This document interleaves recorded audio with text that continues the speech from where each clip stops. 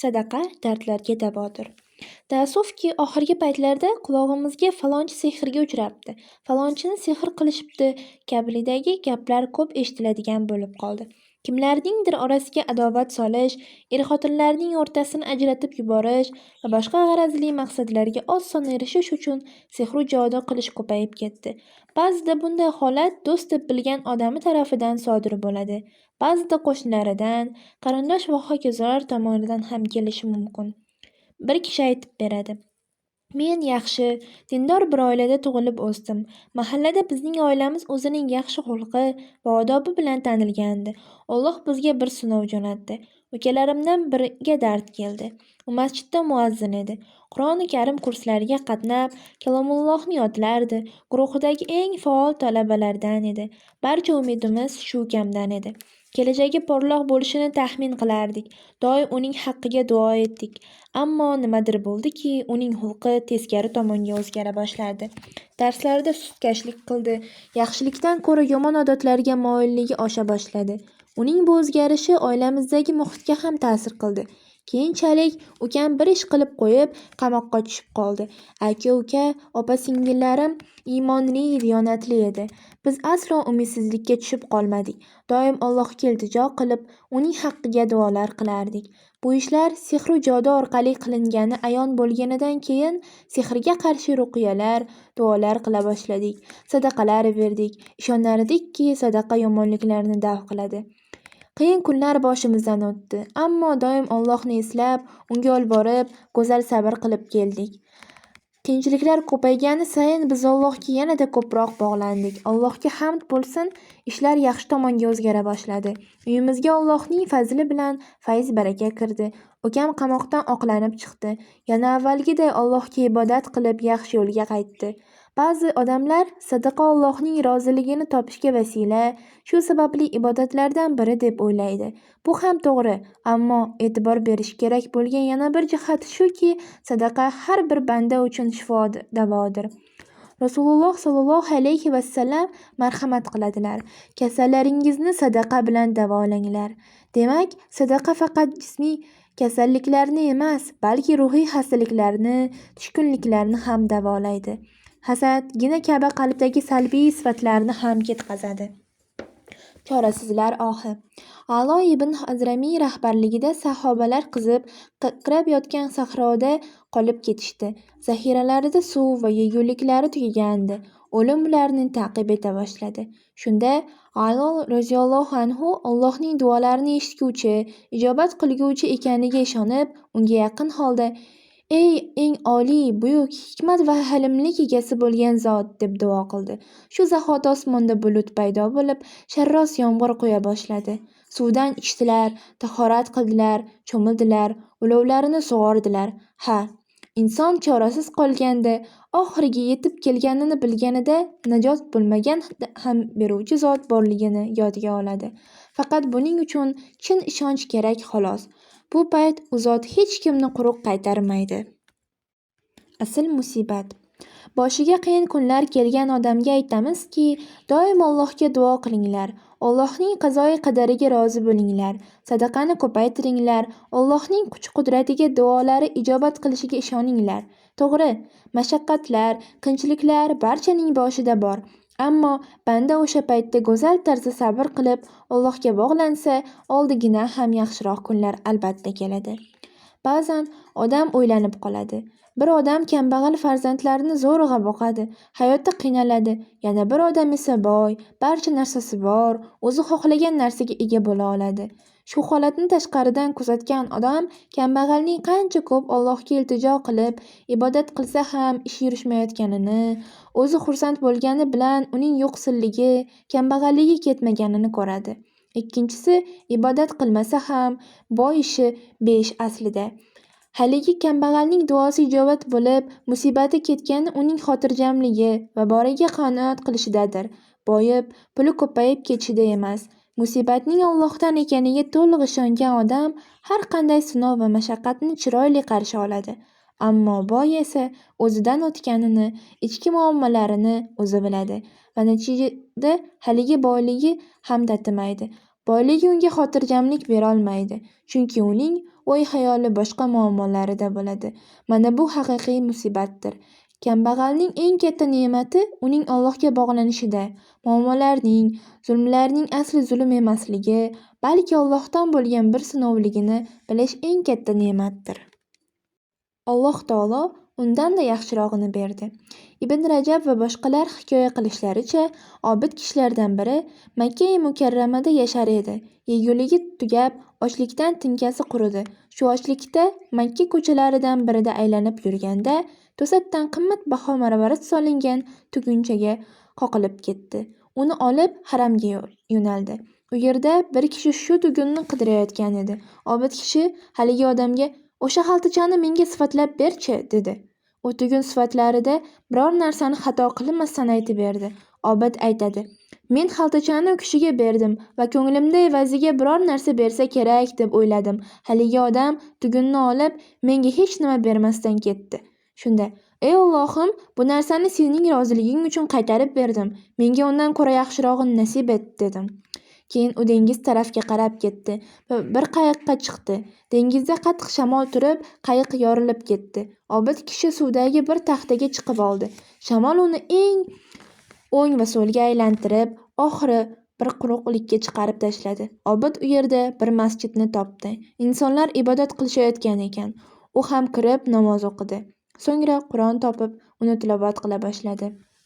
O'sha yerliklar: "Sen Qur'on o'qishni bilasanmi?" deb so'rashdi. Obid kishi: "Ha", deb javob berdi. Odamlar: "Unda farzandlarimizga Qur'ondan ta'lim ber", deb iltimos qilishdi. Obid rozi bo'lib bolalarga Qur'on o'rgata boshladi. Shu tariqa u yerdagilarga yozishni ham ta'lim berdi. Odamlar: "Bu yerda bir ahli solih kishining qizi bor, otasi vafot etdi. O'sha qizga uylanasanmi?" deb so'rashdi. Yigit rozi bo'ldi. U ayolning oldiga kirganida Makkada topib olgan marjonni uning bo'ynida ko'rdi. "Bu marjon senga qayerdan keldi?" deb so'radi. Qiz otasi bu marjonni Makka-i Mukarramada yo'qotib qo'yganini, bir kishi uni topib olib unga qaytarganini, keyin otasi sajdalarida qiziga shunga o'xshash kuyov nasib qilishini duo qilib so'raganini aytib berdi. Shunda Obid: "Men o'sha odam bo'laman", dedi. Natijada marjon uning qo'liga halol yo'l bilan keldi. Chunki uni Alloh taoloning roziligi uchun qaytarib bergandi. Alloh undan ko'ra yaxshirog'ini ato etdi. Sabr ne'matdir. Inson hamma vaqt harakatda bo'ladi. Qandaydir orzu-havaslari bor, nimalargadir erishishni xohlaydi, ayrim muammolarga duch keladi, ba'zida boshiga musibatlar yog'iladi. Bularning barchasi mo'minni sinash uchundir. Allohning qadari va qazosi hisoblanadi. Mo'min barchasini Allohdan deb qabul qiladi, tan oladi va Allohning irodasiga bo'ysunadi. Bu musibatlar hamisha davom etadimi? Yo'q. Musibatlar bir kunmas bir kun albatta insondan ariydi. Ular doimiy bo'lmaydi. Kimgadir musibati o'rniga yengillik beriladi, yana kimgadir Alloh taolo bu sinovlarning musibat emasligini qalban his qildirib qo'yadi. Xullas, insonga yengillik qaysidir ko'rinishda keladi. Aslida ushbu musibatlar mo'minni davolovchi bo'ladi va qalbiga xursandchilik, surur olib kiradi. Lekin bir narsani unutmaslik kerakki, insonga bir mashaqqat kelsa, ortidan albatta yengillik keladi. Bu Sharh surasida o'z isbotini topgan. Bas, albatta qiyinchilik bilan osonlik bordir. Sharh surasi 5-6 oyatlar. Buning uchun inson keladigan yengillikni yengillik deb qabul qilish kerak. Yengillik deya qabul qilish uchun Allohning qazoyi qadariga tan berish lozim. Gunohlarni tark etish zarur. Qachonki banda gunohlarda bardavom bo'lsa, unga yengillik kelmaydi. Insonning boshiga tushadigan balolarning aksari gunoh sababidan bo'ladi. Agar gunoh sababidan bo'lmasa, demak, Alloh uning darajasini ko'tarish uchun sinov bergan bo'ladi. Banda hammasiga gunohni tark etib, sabr qilib erishadi. Demak, qachonki sabr bo'lsa, uning ortidan xursandchilik keladi. Umar ibn Hattob roziyallohu anhuning hayotimizning yaxshisiga sabr bilan erishdik degan gaplari bor. Haqiqatdan, dunyodagi har qanday yaxshilikka qarasak, sabrning ortidan bo'lganini ko'ramiz. Kim yaxshilikka yetaman desa, albatta sabrning yo'llaridan yurib o'tishi kerak. Sabr deganda faqatgina musibatlar kelganda sabr qilish tushunilmaydi, balki sabrning turlari juda ko'p. Misol uchun, namozni vaqtida o'qish, ya'ni namoz uchun boshqa yumushlarni tark qila olish ham bitta sabr, yoki dars qilish ham insonga mashaqqat bo'ladi.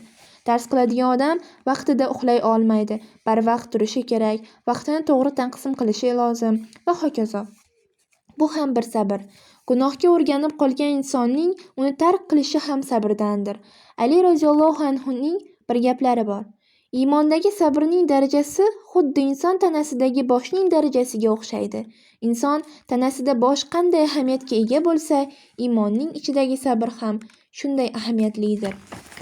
Inson boshsiz yashay olmagandek, sabrsiz iymon ham ketib qolishi mumkin. Odam bolasi boshdan boshqa a'zolarsiz, ya'ni buyrak, qo'l, oyoq va boshqa a'zolarsiz yashay oladi. Bunga hayotiy misollar ham ko'p. Ammo boshsiz hayot kechirishning iloji yo'q. Sabr ham iymonda shunday mavqega ega. Hasan Basriy rahimahulloh deydi: "Sabr yaxshilik xazinalaridan bir xazina. Alloh uni o'zining nazdida bag'rikeng, saxovatpesha, yaxshi bandasigagina beradi." Umar ibn Abdulaziz aytadi: Alloh taolo bandasiga biror ne'matni berib, so'ng uni olib qo'yib, o'rniga sabrni bersa, bilingki, bu sabr o'sha ne'matdan ko'ra yaxshiroq bo'lgan, ya'ni bir ne'matning o'rniga yaxshiroq ne'matni bergandir.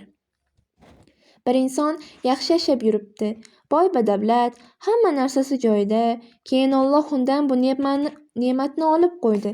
O'sha banda sabr qilgan paytida Allohga tobora yaqinlashib boraveradi. Mol dunyo uni Allohdan uzoqlashtirayotgan edi. Alloh davlatini olib qo'yib, uni sabr bilan ne'matlantirdi go'yo. Demak, sabr o'sha o'rinda haligi mol dunyodan yaxshiroq ekan. Gunohdan tiyilish uchun ham sabr kerak. Sabr o'z ichiga ko'p narsani qamrab oladi. Sabr qilib gunohdan tiyilish bor, sabr qilib ibodatda bardavom bo'lish bor, sabr qilib ota-onaga, insonlarga yaxshilik ko'rsatish bor, sabr bilan tavba qilish bor va hokazo. Bularni sinab adog'iga yetib bo'lmaydi. Insonning holati har xil, ehtiyojlari ko'p, g'am-tashvishlari arimaydi. Ular doim bo'lib turadi. Bularni bartaraf etishning bitta yo'li bor. U ham bo'lsa, Alloh taologa qurbat hosil qilish, unga yaqinlashish, to'liq iymonda bo'lishdir. Alloh taologa bog'lansak, istig'for aytsak, unga o'zimizni topshirgan holda sabr qilsak, keyingina Alloh bizdan tashvishlarimizni artib qo'yadi. Dunyoning tashvishlari hamma uchun bir xil, bir kam dunyo deb shunga aytiladi. Kimgadir doim nimadir yetishmaydi. Agar inson sabr qilib, qalbi Allohga bog'langan bo'lsa, o'sha g'amlar ketadi. Kechaning oxirgi 3dan biri. Tannuhiy aytadi: Bag'doddagi vazirlardan biri qari ayolning mol-mulkini tortib oldi va musodara qilib, haq-huquqlarini poymol etdi.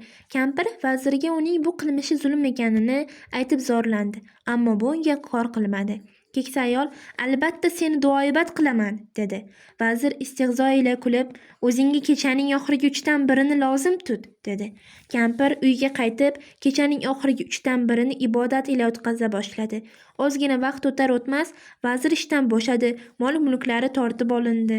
O'zini esa insonlarga qilgan zulmi uchun jazolab, darra bilan urishdi. Qariya ayol bir kuni uning oldidan o'tib qoldi va: "O'shanda yaxshilik qilding, ey vazir, menga kechaning oxirgi 3dan bir qismini aytgan eding.